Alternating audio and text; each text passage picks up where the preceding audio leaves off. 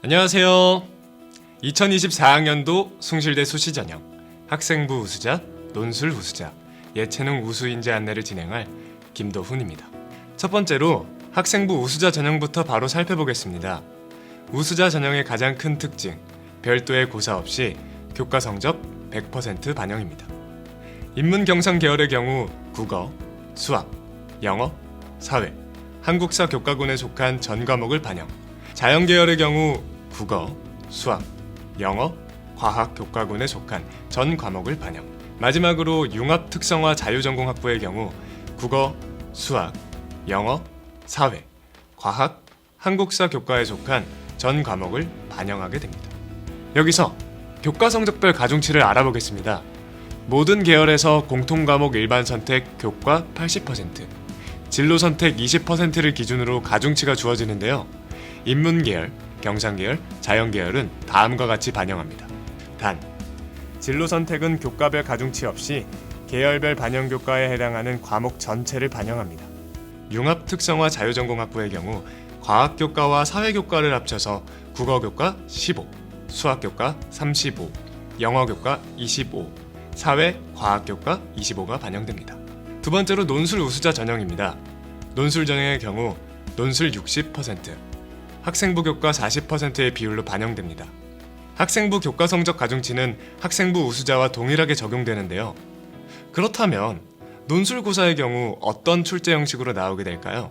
우선 인문 계열의 경우 접근 방식이 다양하고 비구조화된 문제를 통해 논제의 효과적 전개 능력을 평가하는 문제와 제시문의 주제와 맥락을 정확히 이해하고 해결하는 능력을 평가하는 문제를 출제합니다.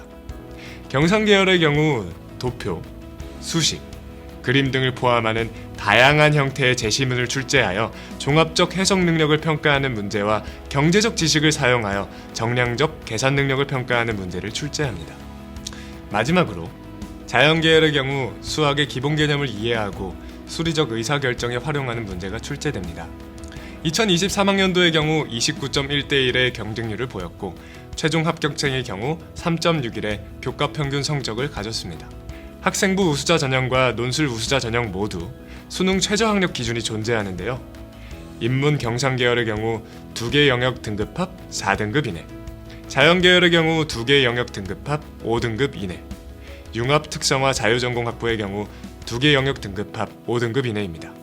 마지막으로 예체능 우수인재입니다. 예체능 우수인재의 경우 앞의 두 전형과 다르게 교과에 비해 다른 부분의 비중이 크다는 것이 가장 큰 차이점입니다. 축구, 당구, 연기, 연출 총 4가지 분야에서 뽑게 되는데요.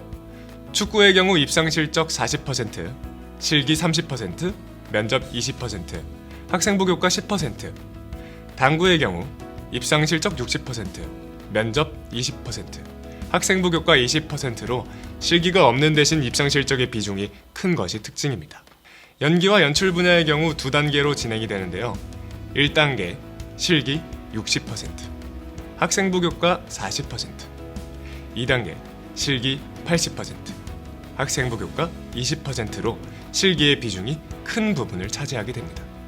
예체능 전형의 경우 국어, 수학, 영어, 사회, 한국사 교과군 전 과목을 반영하고 국어 교과 35, 수학 교과 15, 영어 교과 35, 사회 교과 15의 가중치가 공통적으로 적용됩니다.